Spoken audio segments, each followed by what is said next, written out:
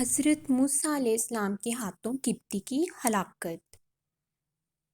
ایک دن حضرت موسیٰ علیہ السلام شہر میں آئے تو دیکھا کہ دو افراد آپس میں لڑ رہے تھے۔ ایک کا تعلق حضرت موسیٰ علیہ السلام کی قوم یعنی بنی اسرائیل سے تھا اور دوسرا قبطی یعنی فرعون کی قوم سے تھا۔ اسرائیلی نے آپ علیہ السلام کو مدد کے لیے پکارا۔ آپ علیہ السلام نے قبطی کو ایک مکہ مارا تو وہ ہلاک ہو گیا۔ حضرت موسیٰ علیہ السلام کا ارادہ اس کو قتل کرنے کا نہیں تھا۔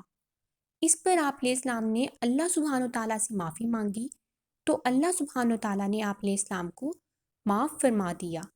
قبطی کی ہلاکت ایسے وقت میں ہوئی تھی کہ جب سب لوگ آرام کر رہے تھے، اس لیے لوگوں کو پتہ نہیں چلا کہ قبطی کو کس نے ہلاک کیا۔ اگلی صبح جب حضرت موسیٰ علیہ السلام شہر میں آئے تو اسی اسرائیلی کو دوبارہ ایک اور قبطی سے لڑتے ہوئے دیکھا۔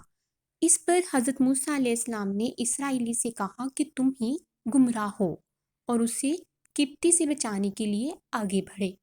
آپ علیہ السلام کی بات سن کر اسرائیلی ڈر گیا اور سمجھا کہ حضرت موسیٰ علیہ السلام اس کے خلاف کارروائی کرنا چاہتے ہیں، اس لیے اس نے کہا کہ آپ مجھے بھی ہلاک کرنا چاہتے ہیں جیسے کل آپ نے ایک قبطی کو ہلاک کر دیا تھا۔ اس طرح یہ بات شہر میں پھیل گئی کہ قبطی حضرت موسیٰ علیہ السلام کے ہاتھوں ہلاک ہوا تھا۔